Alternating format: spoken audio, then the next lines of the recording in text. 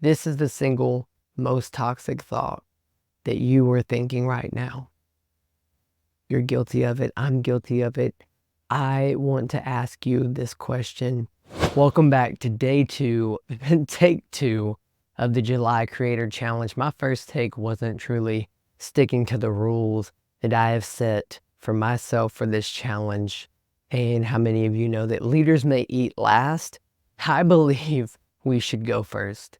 And if we don't test the waters and lead the way, then those that are following won't have examples of what it is like to truly live this life of vulnerability, authenticity, and purpose and meaning, not failed perfection or paralysis.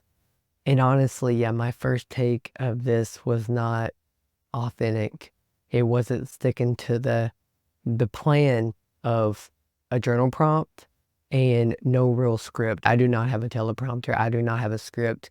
I want this to come from my heart because I know that it's going to bless you and encourage you. And it's also going to get me out of my comfort zone, which is the goal of posting for every day for the whole month of July. So if you want to join along with this, I encourage you to answer this prompt as well in your own time or in the comments if you're brave enough. And I want you to comment your questions because I really want to answer your questions and connect with you. And I'm excited because at some point in these next 31 days, I do want to do a live Q&A so I can answer your questions in the moment. So be sure to tune in and check out that. So today's prompt is think about a time when you struggled with self-doubt or fear. How did you overcome it, or what held you back? Reflect on what God might be teaching you through this experience and how you can apply those lessons to your future challenges. Well, I've been podcasting since 2018, and I've had this very YouTube channel you are watching now since my rap days, since 2015. This channel has been around for almost 10 years. That is insane. And if I can be vulnerable for a moment, literally it's our super strength. It's what has driven my direction of this channel. I still question why I even show up, why I make these videos. And at the time of this recording, this channel has 783 subscribers. And I can tell you, I am beyond grateful for each one of you that have clicked that subscribe button and choose to watch these videos.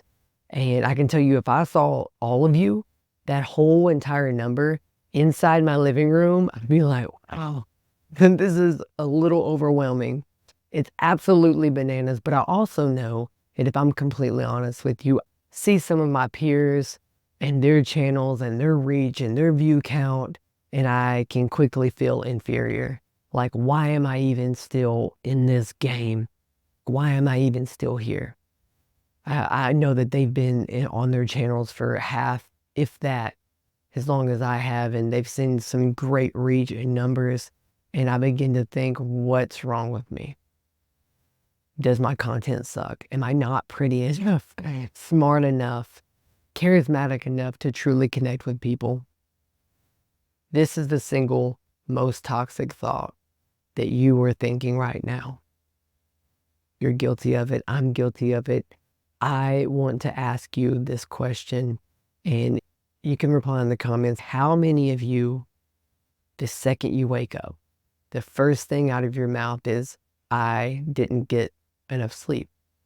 If that's not what you're saying, it's probably followed by, I don't have enough time. I don't have enough resources. I don't have enough money. I don't have enough this. I am not enough this. There is not enough skinny. I am not enough muscular. You fill in the blank. That is the toxic thing. That is a toxic thought. That right there, you're thinking right now. But today I want to help you shift out of that thinking and step into an abundant, prosperous mindset. Get out of that poverty. Get out of that scarcity. Step into that abundance. Don't fall victim for the comparison trap. As I mentioned in that story above, I feel like that's something that if I'm not careful and I'm not mindful of, that is something that I will fall into quickly. I even was falling into it earlier today.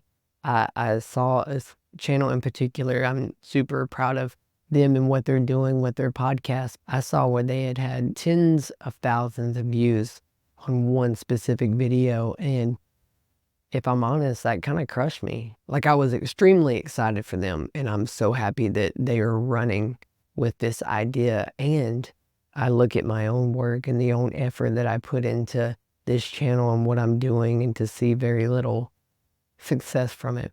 And it can be discouraging, to say the least. But I say that to be first that leader that's going first, to say that you may be experiencing that now. And I want to say that you are not alone. And the moment we fall into that comparison trap is the moment that we become ineffective. It's the moment we step out of our influence and impact that we've been created to make. Friend, we've got to get, I picture it like a racehorse. So for a moment there, picture Seabiscuit or somebody with me.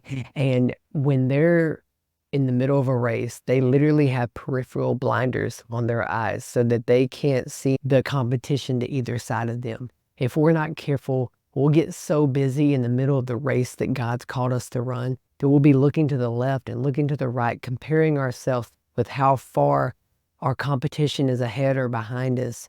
And that is what's going to get us off of our game. That's what's going to get us outside of our purpose, outside of our calling, outside of who God has called us and created us to be. So friend, get out of the comparison trap. If you were stuck in the comparison trap right now, if you even may look at my channel and be like, wow, Red's got it all together. No, I don't.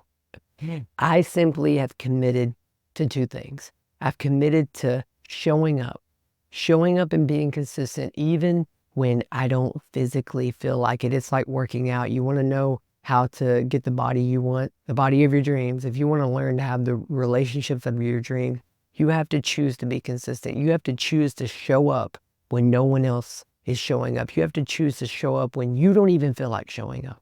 That goes for the gym, that goes for your relationships, because if you are married or you have friends, I guarantee you that there are going to be days that you may not even like that person. But if you're called to be connected to that person, then you have to choose to love that person. See, love is not a feeling, it is a choice. And just like that consistency, I think of the second step that keeps me going, and that would be that I choose to be faithful. See, to me, faithfulness and consistency, I believe that they coexist. And when you're faithful to a cause greater than you, when you are faithful to something that is bigger than you, then when you have that why behind the why of what you are doing, then you have the reason to keep going. So keep going. I'm going to speak to you Christian men, you godly men right now that may be questioning yourself, questioning the reason that you even still show up for your kids, show up for your wife. And I want to challenge you to think that your legacy is not on these big giant milestone moments, but your legacy is in the beautiful miracles of the mundane. Your legacy is in showing up daily. Your legacy is being consistent and faithful to who God has called you to. Now, I see each one of you 783 people. I don't see a mass of people, but I see one. I see one person in particular.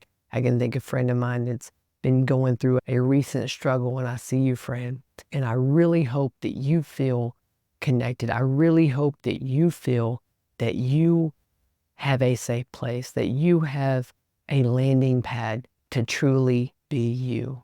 Something I get so sick and tired of Photoshop, Instagram, polished, perfect feeds of social media for so much of my life is that we want to put our best foot forward, but I feel like in an attempt to look our best and to be the most interesting, I feel like we fail to be the most interested, because no one's going to care what you say until they know how much you care. And I really want to encourage you, if you were struggling in your business, if you're struggling in your relationship with your wife and kids, I want to encourage you and challenge you today to think about how you can show up for them consistently. Think about how you can put the time to be present for them today. Truly sit with them. And it's really interesting how a journal prompt of talking about a time that we had self-doubt and fear got me to this point. I could tell you story after story of when I've doubted myself, when I've had fears. And I want to encourage you that a lot of times when we feel like an imposter, it's not something to run from or to overcome, but it's something to embrace and face head on. Because I feel like if we're in that space, that tension of feeling like we are unqualified for where we're at, then I want to encourage you, friend, that that's exactly where you're supposed to be. I rarely feel like I'm qualified to do what I've been called to do. I really feel qualified enough to be the dad, to be the husband, to be the leader that God has called me to be. But the beauty of that is we're not doing this alone.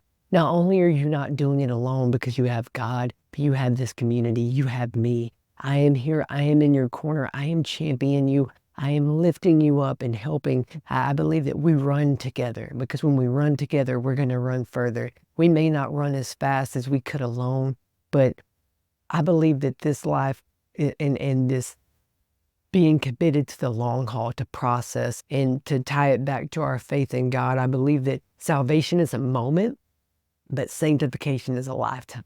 I believe that salvation is the beginning of a lifelong sanctification. And if these are big terms that are scaring you off, basically means choosing and accepting Jesus in your heart is step one. It's not the end. Now it is time to lace up your shoes and start running. My son is beating on the window, and I love that polite interruption to remind me of the fact that this is not going to be perfect. Our lives are not perfect. And the moment that we try to lean into that perfection, that is the moment that we are paralyzed into procrastination.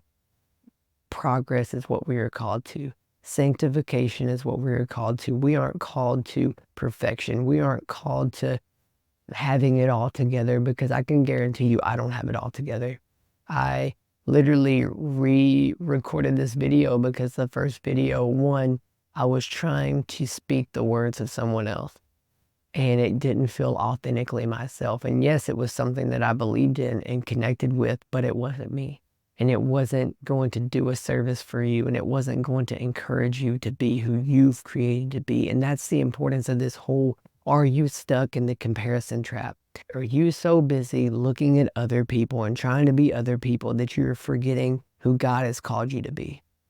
If that is where you're at right now, then it's simple. Turn away from. It's a recognition that something is off, and then making the desired turn, pivot, and change to go do the opposite. And I myself, this is me literally doing it in front of you, modeling that.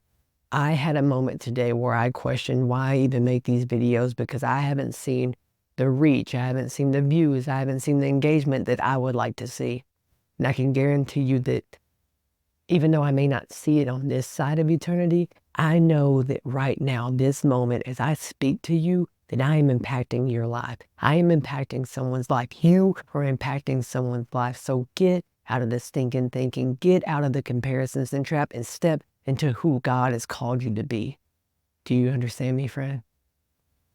I hope you enjoyed today's video, and as always, I love you. I'm praying for you. It is my mission to empower you to be not only just a better husband, father, and leader, but to get out of that shame of not being perfect and step into the purpose and the process that God has called you to be. To realize that you are a human being, not a human doing, that your identity is not tied to what you do, can do, or what you've done, but it is tied to the fact that you have been bought by a price, that Christ died on a cross and rose and resurrected to show you that he beat death so that you can beat death too. And friend, I'm excited for these days, because I feel like I'm breaking out of the monotony of being perfect and polished and stepping into the process and the reality and the true purpose of what I'm called to be. I hope that encourages you to be what you're called to be.